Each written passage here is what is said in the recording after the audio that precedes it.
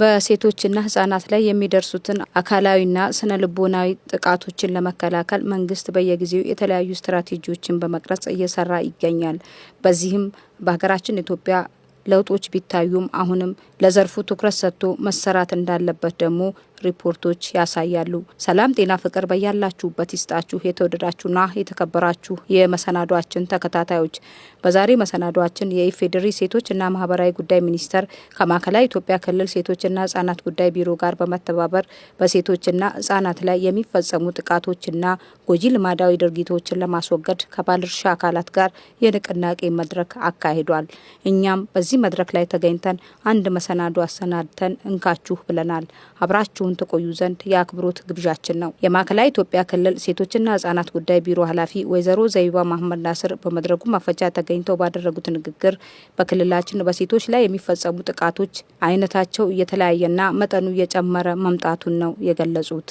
የፍትህ አሰጣጥ ስርዓቱ እርምጃ የሚወሰድባቸው አካላት ከጊዜ ወደ ጊዜ ቁጥራቸው እየጨመረ የመጣ መሆኑ በየጊዜው ባደረግነው ግምገማ እየገመገምን የመጣንበትና ለውጡ እንዳለ የሚታመን እውነት ነው።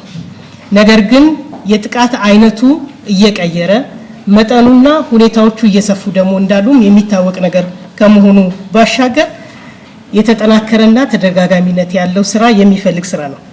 በሴቶች ላይ የሚፈጸሙ ጥቃቶችና ጎጂ ልማዳዊ ድርጊቶች ሆነ ሌላ የሚፈጸሙ በየደረጃው የሚገኙ የህብረተሰብ ክፍሎችና ባለድርሻ አካላት የመከላከል ስራ መስራት እንዲያስችል እንዲሁም ፈጻሚዎችና ተባባሪዎች ለፍትህ አካላት አሳልፎ ለመስጠትና የሁሉንም ቅንጅትና ርብርብ የሚጠይቅ አካል በመሆኑ እዚህ ቤት ያለው ባለድርሻ አካል ያለው ሚና ከፍተኛ በመሆኑ ዛሬ ለመምከር ተሰባስበናል። እንግዲህ በክልል ደረጃ የፍትህ ፎረም አቋቁመናል። የሴት አደረጃጀቶችን አጠናክረናል።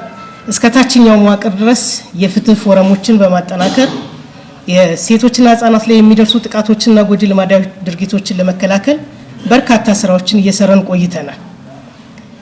ይህ እንዳለ ሆኖ ደግሞ የመጡ ውጤቶች በርካታ ለውጦች አሉ። በክልላችን በጎጂ ልማዳዊ ድርጊትና የሴት ልጅ ግርዛትን ለማስቀረት በተሰራው ስራ 231 ቀበሌዎች ከግርዛትና 236 ቀበሌዎች ካለእድሜ ጋብቻ በ2017 ብቻ ነፃ ማድረግ የተቻለበትና እስካሁን 683 ቀበሌ ካለእድሜ ጋብቻና 695 ቀበሌ ከግርዛት ነፃ ማድረግ የተቻለበት ሁኔታ አለ።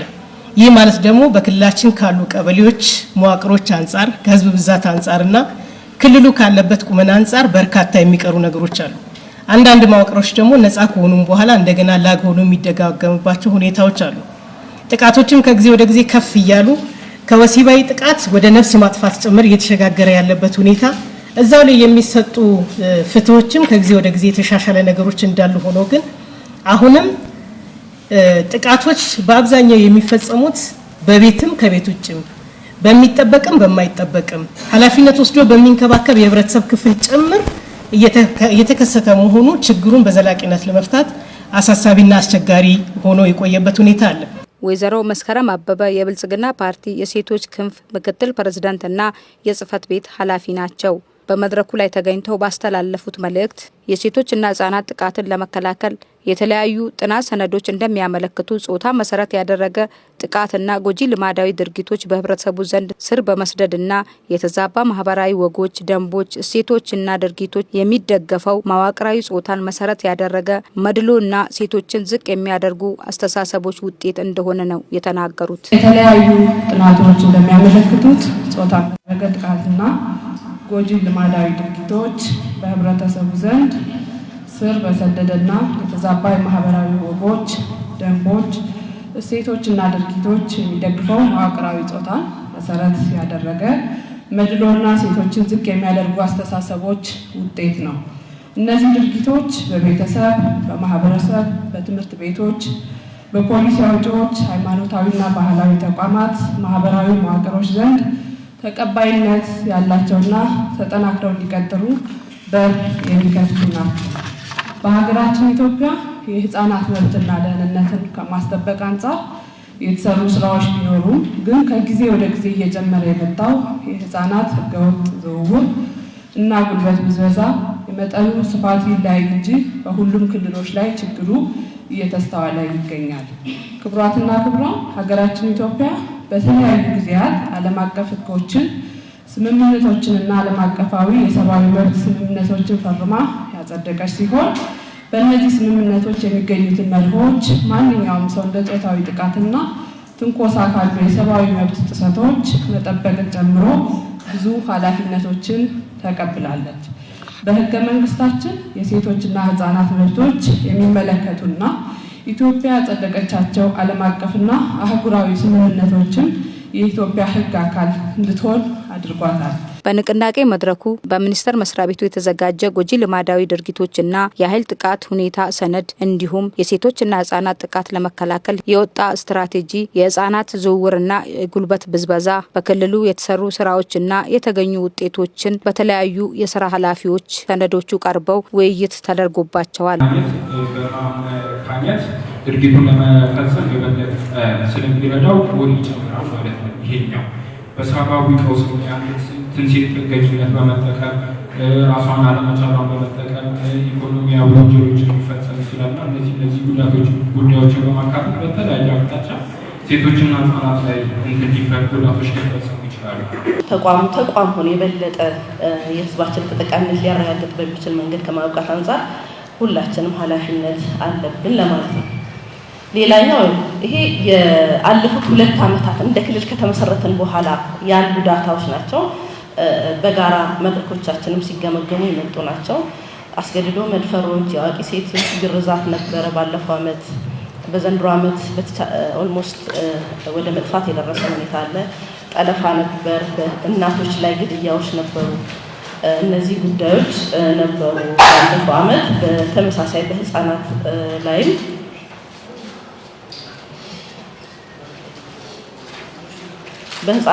በተመሳሳይ ያለ እድሜ ጋብቻ፣ ጠለፋ፣ ግርዛት፣ ግብረ ስጋ ድፍረቶች እንደዚሁም እስከ በአካባቢያችን ያልተለመዱ አይነት ድርጊቶች ጭምር የተስተዋሉበት ሁኔታ አለ። ጉልበት በዛም ቀላል በማይባልበት ሁኔታ ነበርና ይህንን ከመከላከል አንጻር በቅንጅት ተሰርቷል። የተደረገ ጥናት ነውና ለማንኛውም ግን ወደ ኤዲኤችኤስ መንደርደሪያ ይሆናል በጣም ቤዝ ወይ መሰረት ይሆናልና ለማንኛውም ግን እየቀነሰ እንደሆነ የሚያሳይ ትልቁ እዚህ ጋር ማነጻጸር የተፈለገው ነገር ምንድነው? አካላዊ ጥቃት ላይ ባደረጉት ጥቃት በ12 ወራት ውስጥ ወይም በአንድ ዓመት ውስጥ ጥቃት በተፈጸመባቸው ሴቶች እና ህፃናት ላይ የተደረገው ጥቃት የሚያመላክተው 9.3 እንደሆነ አካላዊ ጥቃት ላይ አካላዊ ጥቃት ማለት እንግዲህ እንደነገርኳችሁ በማውለድ ሊኖር ይችላል፣ አሰጭ ጥቃት ሊኖር ይችላል። እንግዲህ በጣም የተለያዩ አካላዊ ጥቃቶች ስላሉ ያንን መሰረት ተደርጎ የተጠና ጥናት እንግዲህ 9.3 ስለሆነ ከ17% እንደቀነሰ ነው የሚያሳየውና እንግዲህ ከሆነ እዚህ በጣም ይላል ወይ ደግሞ ተስፋ ሰጪ ነው። ስራዎች እየሰራ ነው፣ ወደ ጠንክረን እየሰራ ነው። ወይ ደግሞ የሚቀር ነገር ቢኖር ከኤዲኤችኤስ በኋላ ያለውን ነገር ምናልባት እሱ ሌላ ሰው ሊመጣ ይችላል። ለማንኛውም ግን ይህ መረጃ እየቀነሰ እንደሆነ የሚያሳይ መረጃ አለ የሚለው ነው ማሳየት የተፈለገውና ምናልባት ኢኮኖሚ ላይ አሁንም ቀደም በጣም ከፍተኛ ነበር። አሁን ወደ 5.8 አካባቢ ፐርሰንት እንደሚያመላክት ወይም እንደወረደ እንደቀነሰ ነው የሚያሳየውና በጣም ተስፋ ሰጪ ጥናት እንደሆነ ለመናገር እኔ በራሴ ይዋለውና ለማንኛውም ሁለቱን ስናነጻጽር ከ10 በፊት የነበረውና አሁን ላይ ያለው እንግዲህ በተለያየ ምናልባት እንደው ከችግር ስፋት አንጻር ገና ይቀረናል ብንል እንደ ሚኒስቴር መስሪያ ቤት እንደ ክልል ጾታዊ ጥቃትን መሰረት ያደረገ ጾታዊ ጥቃትና ጎጂ ልማዳዊ ድርጊቶችን ለማስወገድ የመጀመሪያ ስራችን መከላከል ላይ የተመሰረተ ስራ እየሰራ ነው። የሚመለከታቸው ባለድርሻ አካላትና ተጠሪ ተቋማት ሰፊ ሀሳብ አስተያየትና ጥያቄዎቻቸውን ሰጥተዋል። ስለዚህ እነዚህ ወደ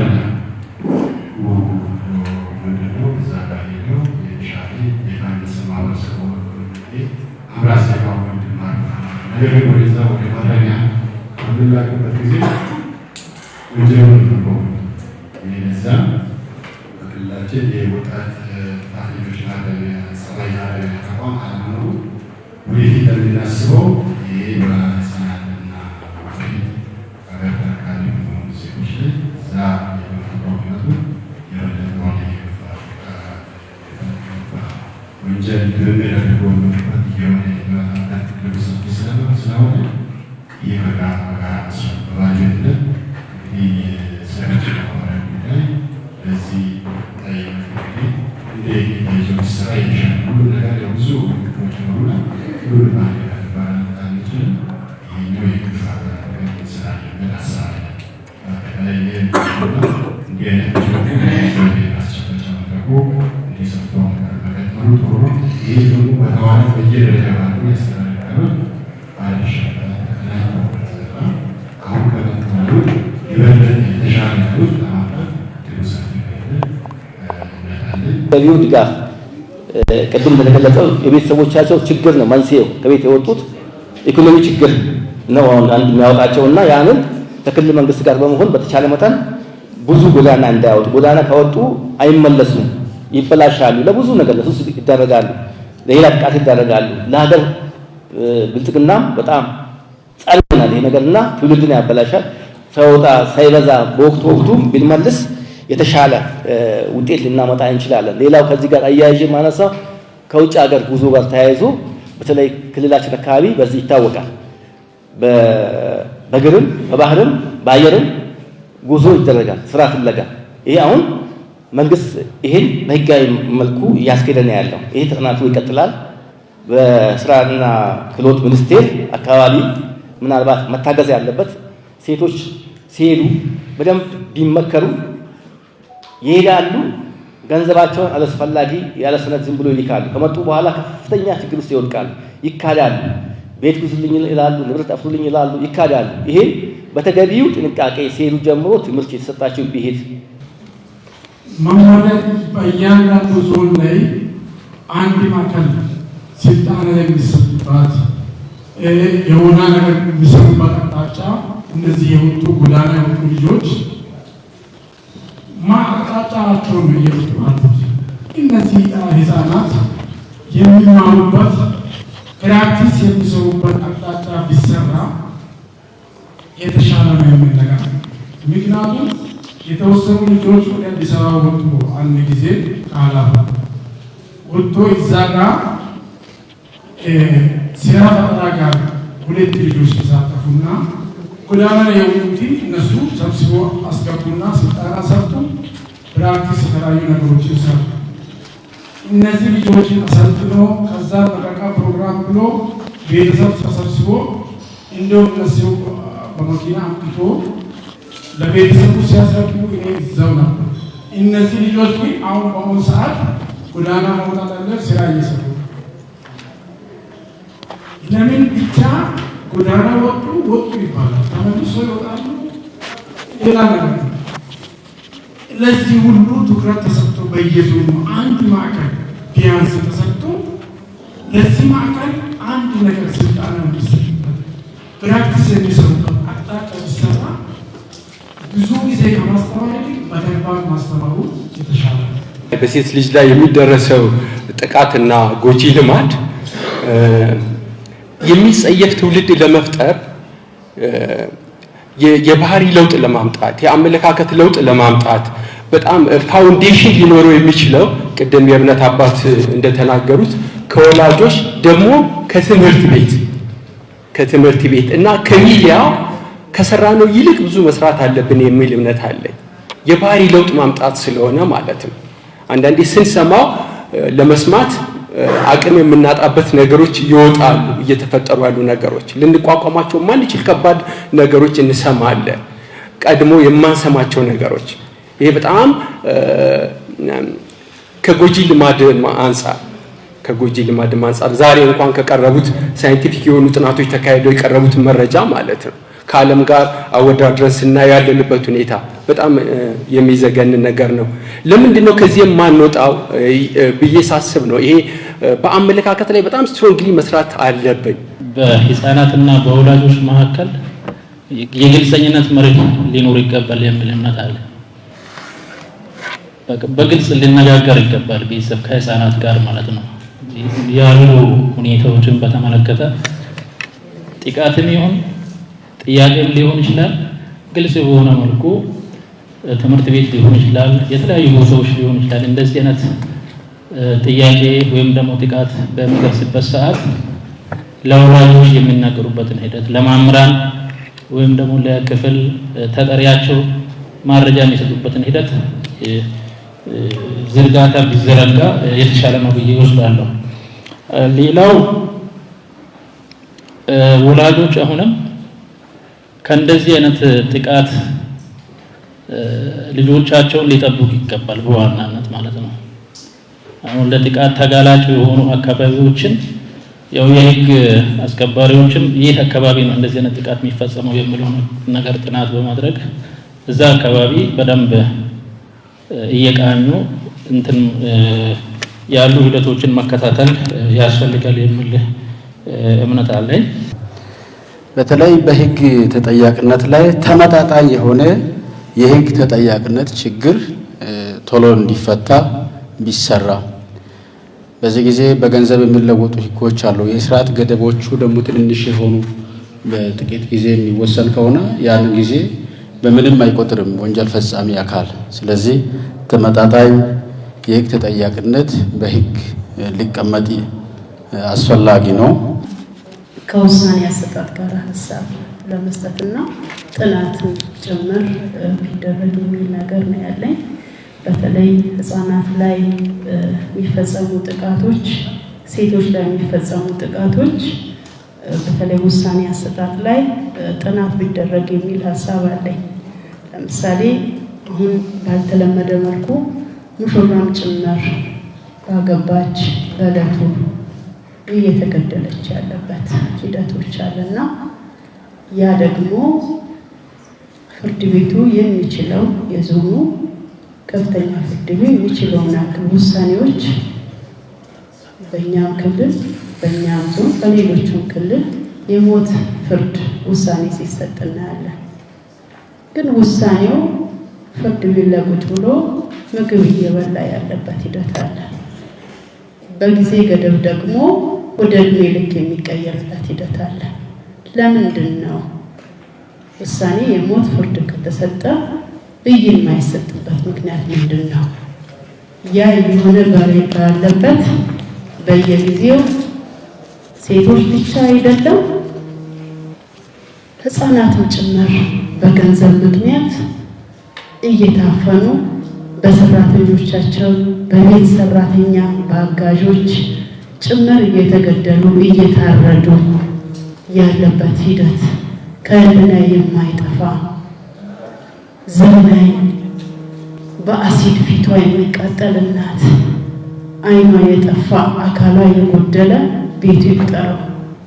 ግን አስተማሪ ውሳኔ እየተሰጠ ነው ያለው እኛ ሀገር ላይ ሁኔታ መፈተሽ መቻል አለብን። ወደ ውጤት ለመቀየር ማለት ነው እንጂ በአንድ ፀሐይ ሁሉም ችግር እንፈታዋለን ማለት አይደለም። አትሊስት ግን ከዚህ መድረክ ምንድን ነው የተገኘው?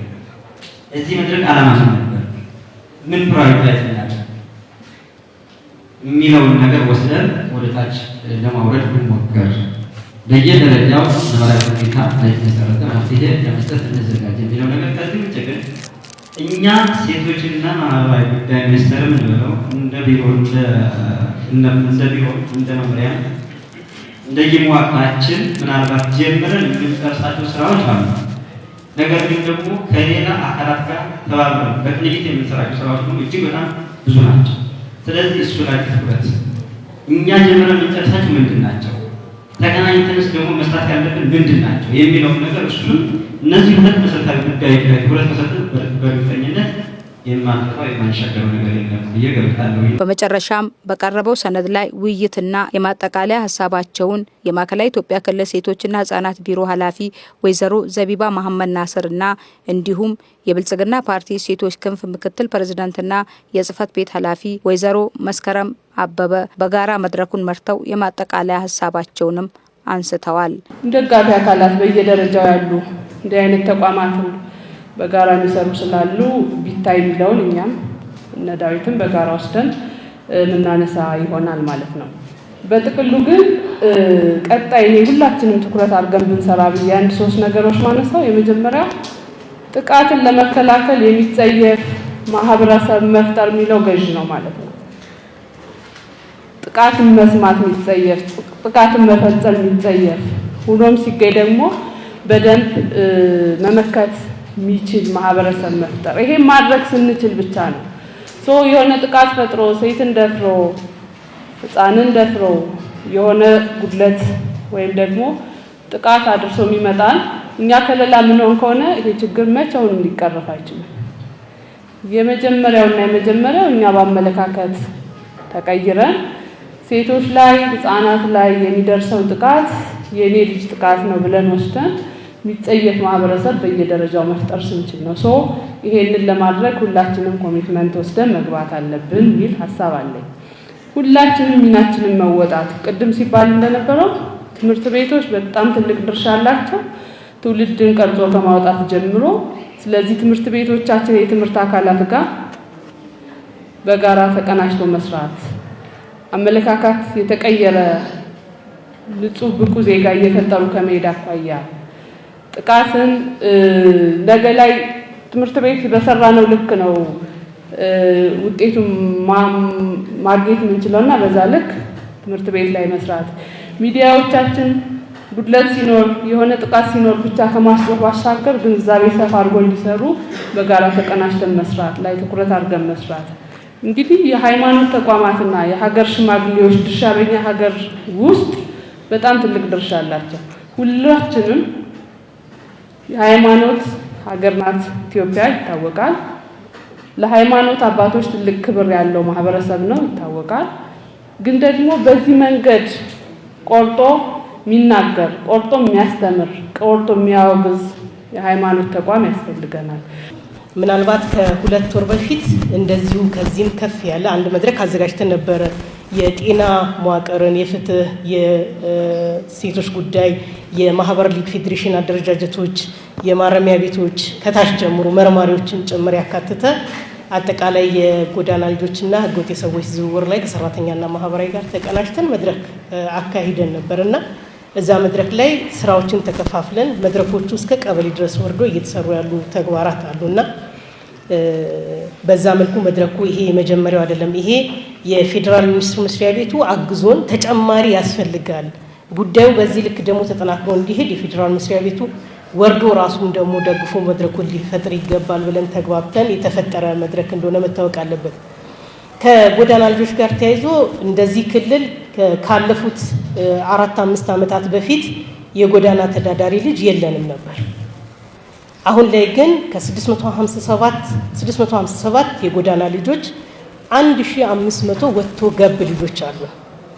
ወጥቶ ገብ ማለት ጎዳና ውለው ቤት ሄደው የሚያድሩ ማለት ነው። ይሄ በሌላ አንግል የጎዳና ህይወትን እየተለማመዱት ነው ማለት ነው። ቀጣይ እነዚህ 1500 ጎዳና ተዳዳሪ ሊሆንብን ይችላል፣ አሊያም ደግሞ ሊመለስ ይችላል። ከኛ የሚጠበቅ ጥረት አለና የጎዳና ልጆች ላይ መዋቅርም መኖር አለበት። በተለይም ደግሞ ከወጣት አጥፊዎች ጋር ጎዳና ተዳዳሪዎች ላይ ከወንጀል ጋርም ከወንጀለኞች ጋር የሚገናኙ አካላት አሉ። እርማት መወሰድ ያለባቸው ወጣት አጥፊዎች እንዳሉ ባደረግነው ድግግሞሽ ባደረግነው መድረኮች መረጃዎች አሉ። ግን ደግሞ እነዚህ ወጣት አጥፊዎች ወደ ማረሚያ ሲሄዱ ተጨማሪ ወንጀል ነው ተለማምዶ የሚወጡት በሚል እኛም በተለይ እንደዚህ ጎዳና ላይ ያሉ የቆዩ ወጥቶ የሚገቡ ሰዎች የስነ ልቦና ድጋፍ ተደርጎላቸው አገግመው ወደ ቤተሰብ ለመመለስ የሚያስችል አንድ ተቋምና አንድ የወጣት አጥፊዎች ማረሚያ ያስፈልገናል የሚል ጥያቄ አቅርበናል። ፌዴራል መንግስትም እንዲያግዘን እኛም በሪፖርታችን አካተናል። ክብርት መስከረምም የቤት ስራውን ይዛ ትሄዳለች። ግን ደግሞ ገፊ የሆኑ ምክንያቶችን እያጠፋን እንሄድ የሚለውን የቤት ስራ ደግሞ ይዘን እንሄዳለን ማለት ነው።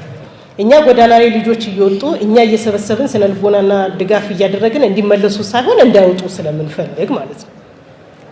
ሲወጡ ከራሳቸውም ጉዳት በላይ ለሀገርም ለማህበረሰቡም ለሁሉም ነው ጉዳታቸው። የጎዳና ልጅ አንድ እሱ ብቻውን አይደለም የሚጎዳው፣ ሌሎች ትልልቅ ወንጀለኞች ጭምር እንደ መሳሪያ የሚጠቀሟቸው ህፃናት እንደሆኑ መታወቅ መቻል አለበትና እየተሰሩ ያሉ ስራዎች አሉ። በዛ ልክ እኛም የቤት ስራውን ወስደን እየሰራን ያለንበት ሁኔታ እንዳለ ለማሳወቅ ነው። የሃይማኖት አባቶች ደግሞ ተቋሙ ላይ ዲሲፕሊን ማስተማር፣ ሃይማኖት መሰረታዊ ዓላማው ስነ ምግባርን ማነጽ ነው።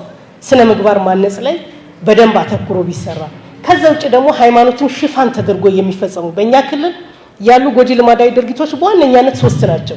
ግርዛት፣ ያለ ዕድሜ ጋብቻና ድርብ ጋብቻ። ግርዛቱ ከሃይማኖት አንጻር ይሄን ያህል ለመፈጸም የሚያስገድደን ሁኔታ ምን አለ የሚለውን ተንትኖ ማስረዳት ነው። ያለ እድሜ ጋብቻ ምንድነው ጉዳቱ ተንትኖ ማስረዳት ነው። ድርብ ጋብቻ ሲባል መብቱን ትነግሩታላችሁ፣ ግዴታውን አያውቅም። የሴፍቲኔት ተጠቃሚ ሆኖ 2 ሚስት ያገባል። መብቱ ምንድነው ግዴታው ምንድነው የሚለውን አያውቅም። እነዚህ ነገሮች ኃላፊነት ወስደን ከሰራን ሰው ከመብቱ ጎን ግዴታውን እያወቀ መሄድ ከሆነ የበለጠ ውጤት ማምጣት እንችላለን የሚለው ታሳቢ ከተደረገ የተሻለ ውጤት ማምጣት እንችላለን። የተወደዳችሁና የተከበራችሁ የመሰናዷችን ተከታታዮች የሴት ልጅ ጥቃትንና እንዲሁም የህፃናት ጉልበት ብዝበዛ፣ ህገወጥ የህፃናት ዝውውርና መሰል ጉዳቶችን ለመከላከል ሁሉም ባለድርሻ አካላት የጋራ ጥረት ያስፈልጋል በማለት ለዛሬ ያዝነው መሰናዶ በዚሁ አበቃን። ለነበረን ቆይታ እጅግ እያመሰገንን የምንሰናበታችሁ የፕሮግራሙ አዘጋጅና አቅራቢ ኬሪያ ሪቦ ከካሜራ ባለሙያው የአዲሳ ሀጅ ተማም ጋር በጋራ በመሆን ነበር። ሰላም።